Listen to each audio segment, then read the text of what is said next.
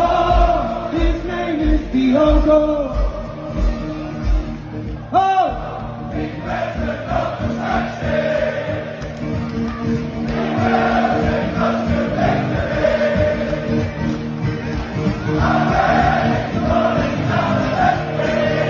Come away with the ball. Oh, given away awfully. And Diogo shot up on Liverpool. It's absolutely brilliant.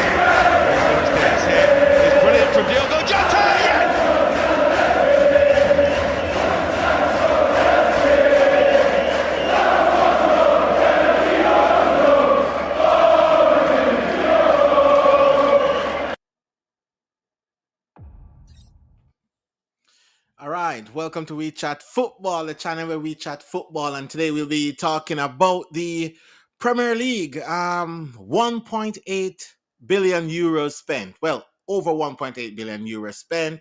Again, this is going to be what most of the chat is going to be about this week. Again, like, share, comment if once you're here, and we'll just keep it rolling. Sorry if I'm looking down. I just had to kind of do a quick setup to do this live stream because my regular live stream spot is being overtaken, so I just have to do a quick setup here. But the Prem has spent over 1.8 billion euros so far in the transfer market, and the bulk of that, people would say it's Liverpool, because Liverpool is hitting close to 350 million euros that they spent so far in the transfer market with rebuilding a squad that needed to be rebuilt.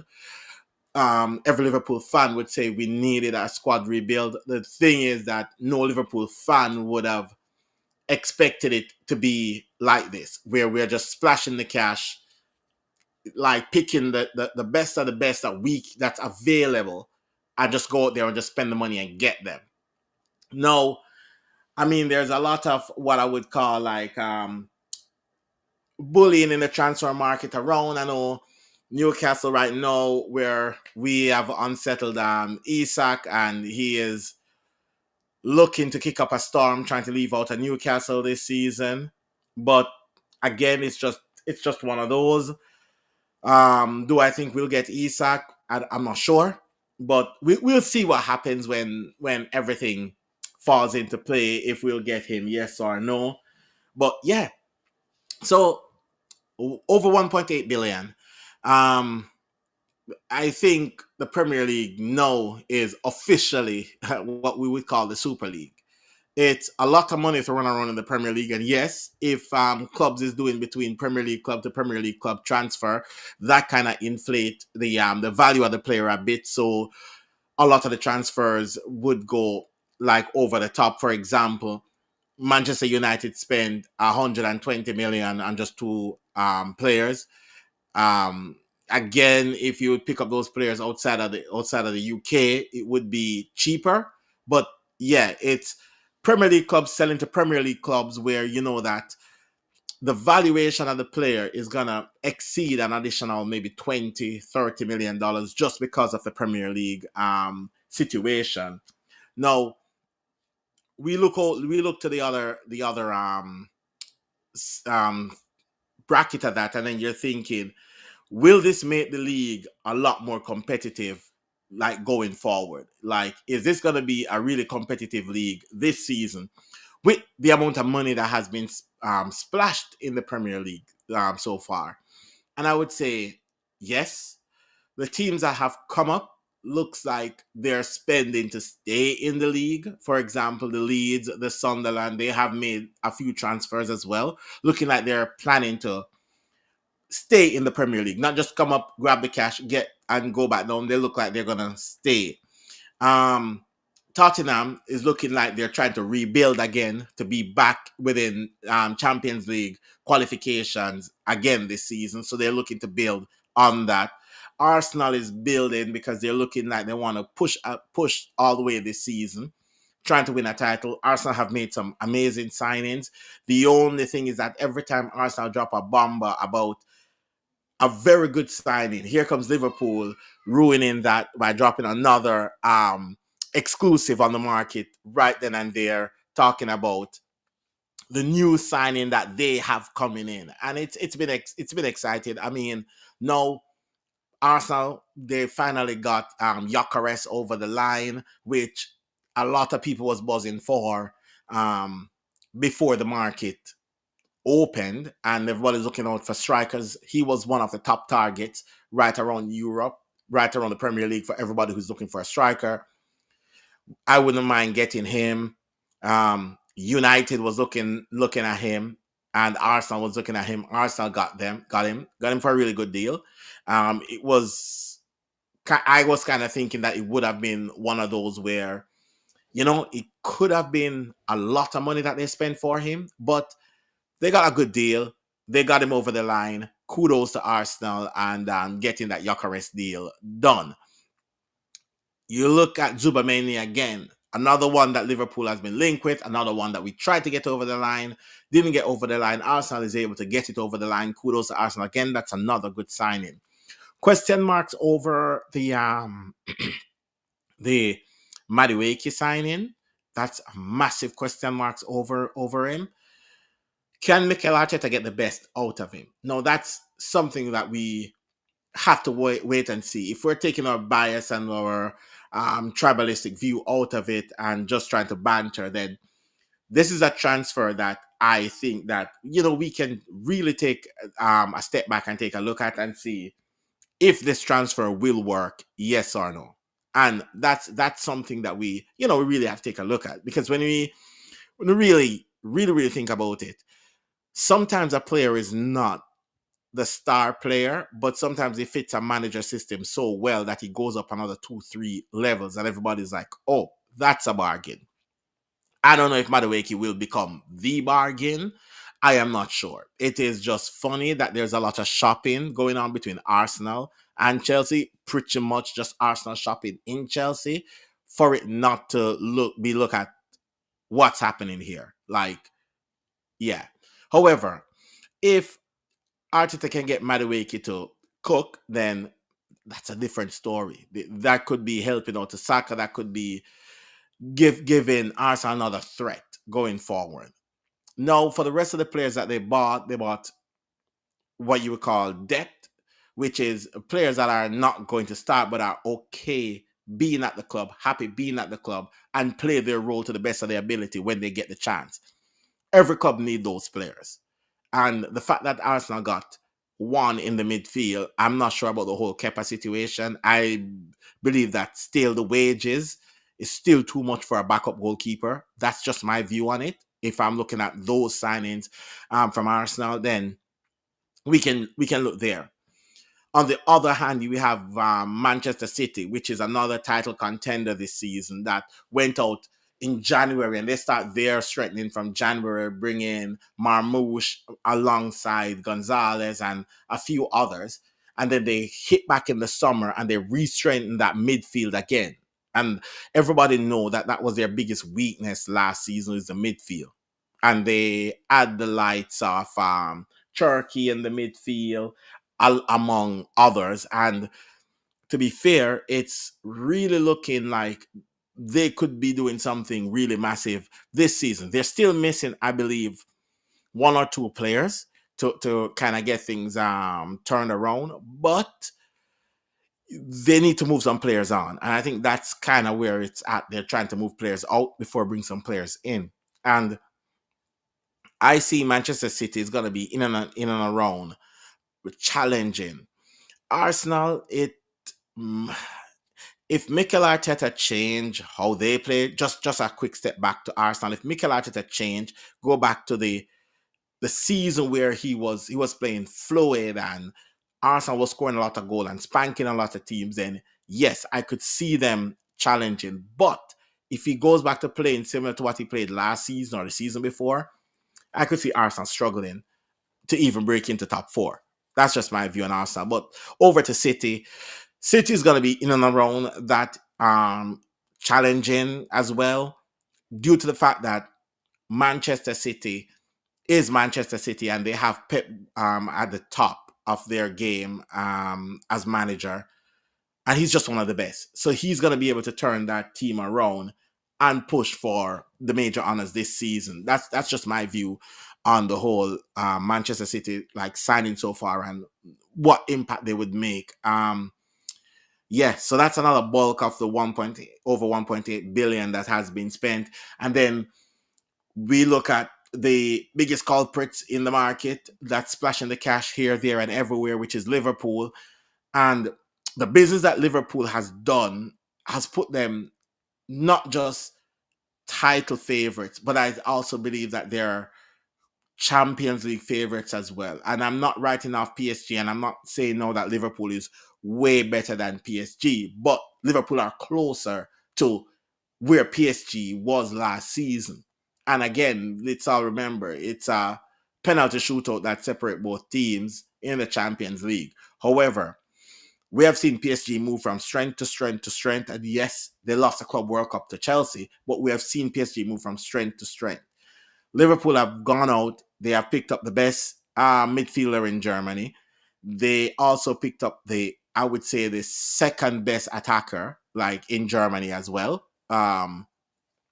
This season wasn't on the top of my list. Etekite was not on the top of my list to get as strikers. He was like way down at the bottom of the list for who I would pick up as striker. But however, they went out and get him. They replaced the right back. They replaced the left back. We have our backup goalkeeper coming in, who's going to become the number one goalkeeper in the future. So we have that coming. They also went out and they now looking to get the lights off Isak from Newcastle. And now that will be a full-on game changer if they're able to get Isak. They still work to do at Liverpool. They still need a centre back because they are one centre back short after selling the young kid, one centre back short at Liverpool. And also, we need a left winger.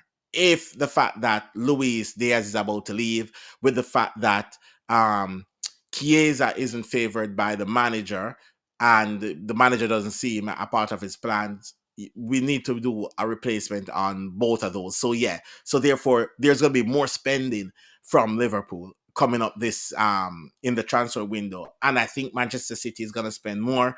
I do think Arsenal is going to bring in somebody else because they need somebody on the left. I do believe that they'll bring in more. United is going to bring in more. Tottenham is going to bring in more. West Ham needs to work on those transfers that for players replacing Kudos, stuff like that. Wolves, they have to get some business done. And also Brentford, who has lost their manager, Mbuemo, and about to lose Wisa, it needs to get some business done as well. So we're going to see a lot more business coming in. So we could see this transfer window going maybe over 2.5 billion spent in this transfer window. And I'm not talking about net spent right now. I'm just talking about just spent in this transfer window. PSR with the net spent and all that kind of stuff. Yes, I get that. But for right now, we could see over 2.5 billion spent in this transfer window, which if you compare that with any other league across Europe, I don't think no other league in Europe is spending anywhere close to that amount of money.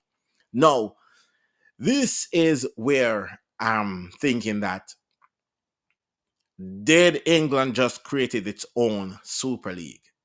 because the thing with the Super League was when it was coming in was how much money that is going to be generating for the big clubs and how much um revenue these big clubs will get, and the big clubs will continue to get bigger. Now, with all that said, I know the Liverpool is spending a lot this window, and it's unprecedented for Liverpool. We don't spend this type of money. I've never seen the club splash this amount of money to be like competitive, and it's not about being competitive. No, I think they're looking to dominate. I think the new kit deal that's coming in with Adidas as well is gonna change the landscape. So they're putting that money in upfront now, because when that sponsorship deal comes in August, that's gonna kind of push back and give a little bit more room for PSR as well. The signings that Liverpool are making as well, they're not signings that I would think that's gonna be for this season or for next season. These are the age of the players are really young. So therefore, you're looking at another 5, 6 years with a lot of these players gonna be hitting like the top of their game. So in the next 5 to 6 seasons, I expect Liverpool to pick up another 3 to 4 prems and another Champions League to go with that, and about 4 to 5 domestic trophies in that period of time as well. Because the amount that has been spent, the demand that's put on the squad, and I believe the manager is good enough to get us over the line. So, I believe that Liverpool can go into full dominance, like full on dominance in the next couple of years if they turn around and sign the likes of Isak, or they turn to Real Madrid and get the likes of Rodrigo if he decides that he wants to leave. Because if Luis Diaz is leaving, we're going to need somebody to play on that side of the field. And the only way to get um, um, cooking on that side of the field is that we have to go out and get some more signing. And Riddick, who cannot be here tonight, is shouting out in the comments saying that we're going to come third next season. And I know for a fact that Manchester United is going to be coming first. That's right? Yeah. But yeah, it's a lot spending. It's a lot of turnover in Liverpool. That's for sure. There's a lot of player turning over in Liverpool. There's a lot of questions because most of the talk and most of the discussion I'm having with like friends and stuff, it's more of the fact of, will all these players gel in time with all the turnover this season? And I'm like, not sure. Not sure if they will gel, but Arne Slot is known to do a lot of these massive turnovers. He did it at Feyenoord and he's doing it at Liverpool. There's a lot of turnover, but the thing is, all these players, we might not need to sign maybe more than one player next season. If they decide to remove Salah, they might find a replacement, or Van Dijk, they might find a replacement, or Alisson, which the replacement is already in. Shout out again to Riddick with this comment here. United is fighting for top 8. Yeah, and I don't think that would be a bad push if United are fighting for top 8, because that would still be an improvement on last season. If you guys are in there fighting for like top 8 or stuff like that, because let's be honest, most of the seasons between 5th to 10th, the margins are very small. So if you're in and around that 8 spot, you might be at maybe about 2 to 3 points of qualifying for a Champions League or a Europa League next season, which is again not a bad position to be. I know for United, the club, the stature, all of that, it is bad. But from where United are, not where they are supposed to be, but where they are, it's an improvement. I mean, you guys almost got relegated last season, so finishing 8th this season would be a massive improvement with the additions that United make this season. And also, even looking into United, they're strengthening the forward lines this season. It's a lot of the forward players that are getting, that they're banking the money on. There is rumors, though, that you guys might get Nicholas Jackson. And again, A United of old, a Nicholas Jackson would be not a great signing. But I am not thinking that if United get Nicholas Jackson, they would be getting Nicholas Jackson to play as a striker. I am thinking that they might get Nicholas Jackson to play as a winger where he was playing before. So maybe on the left, maybe where like Garnacho was playing, because they're planning on getting rid of Garnacho. So they would get a player like Nicholas Jackson, just put him in his rightful position, which is on the flank, and then move the lights of Cunha up top, and then have Mbuemo coming off the right, Jackson off the left, and Cunha through the middle, which again would be crazy. And with Bruno, I know a lot of United fans doesn't rate Bruno, but with Bruno pulling the strings in the midfield, United could be higher than 8th next season. United could actually be causing a lot of trouble next season for a lot of the top teams. If everything clicks. The midfield is there already. There is Ugarte that you guys get. He's not a bad midfielder. Right? He is not a bad midfielder. He's just going from good to bad overnight. He's not a bad midfielder.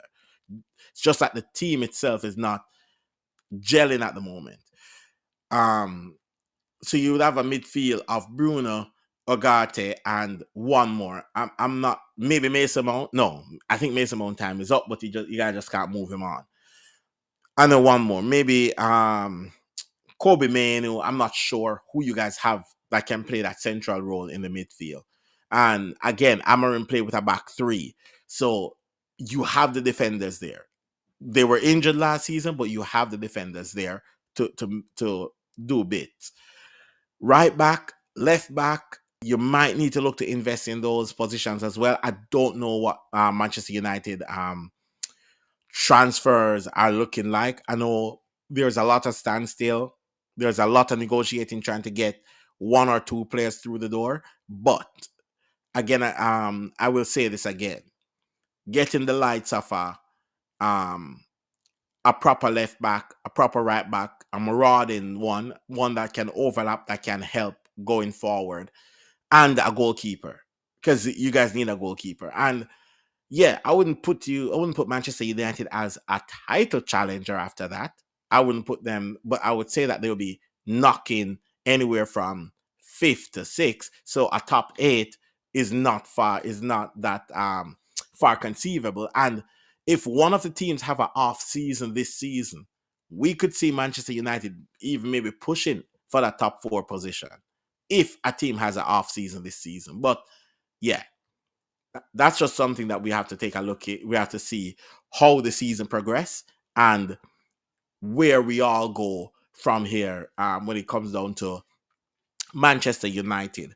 And one of the teams that I believe that might cause some problem next season is the world champions, and that's how a lot of the fans on social media want them to be addressed, as the world champions, which is Chelsea. I think Enzo Maresca kind of shut up a lot of us. He did. Chelsea at one point was 3 or 2 points off Liverpool at top of the league at one point last season, which I think a game versus Everton or something like that would have put them top of the league.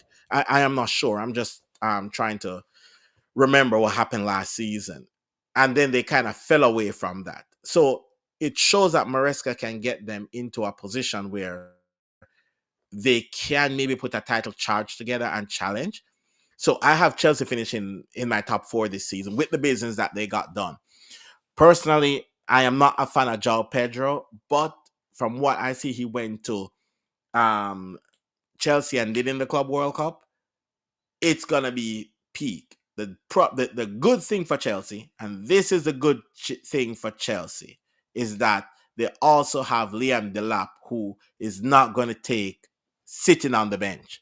So the instant João Pedro have a drop-off game, Delap is going to be pushing just to make sure that he can capitalize on that. So I do see a point where Delap might be one of the maybe the starting striker for the majority of the season, due to the fact that he might come in and start taking his chances, and then before you know it, João Pedro might be on the bench for Chelsea. Which again, for Chelsea, it's not a bad thing. But they're looking to move out the likes of Jackson and the likes of I forgot his name, the French dude that they got in, the balloon blowing dude. I can't remember his name right now. He's looking to leave as well. And if Chelsea can move those on, I don't know if Chelsea need more addition. Yes, they need a goalkeeper, but we see what Sanchez did in the Club World Cup for Chelsea. So will he get a second chance and can put it together? Who knows? But I see Chelsea like bang on for finishing in the top 4 this season, like comfortably. The other club that I'm looking at and the business that they're doing is the likes of Tottenham. Like Tottenham went out and performed miracles last season, won them a trophy, and yes, the squad is good, but Ange winning a trophy for Tottenham is borderline miracles. So he has done that miracle for Tottenham, get the trophy over the line, and now like they got rid of him, bringing Thomas Frank in, making signings that I believe Thomas Frank will be really good at Chelsea. So yeah, so that's gonna be one of those where I believe that it's gonna be like a really good give me 1 second, guys.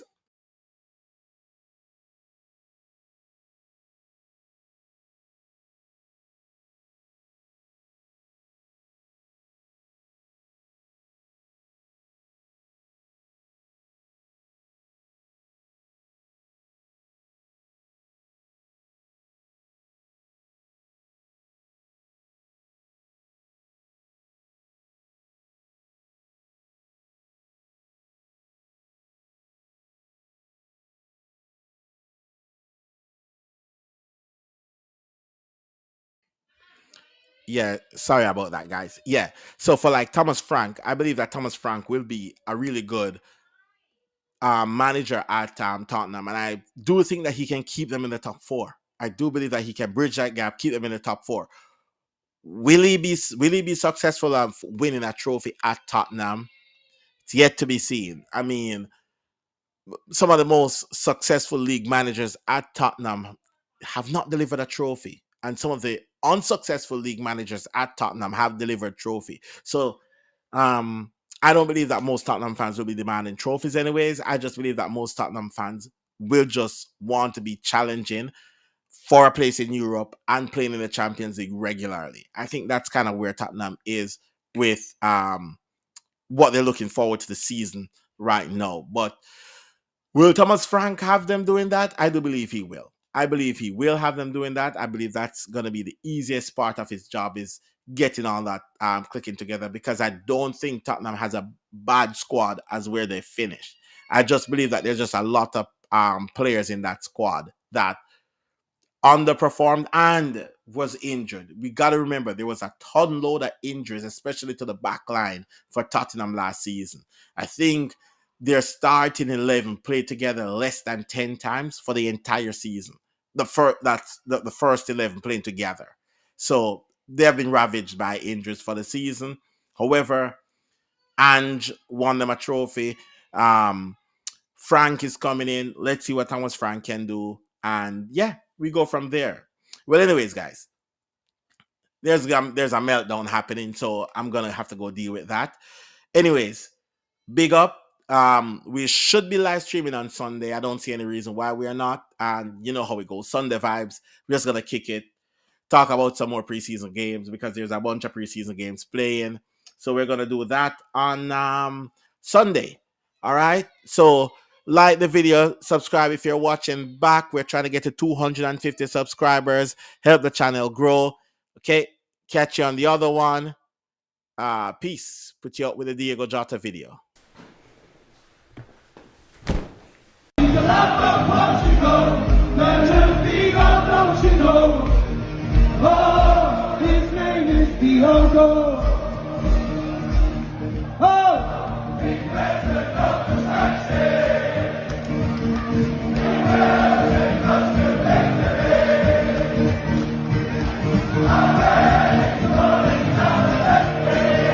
Come away with the ball. Oh, giving away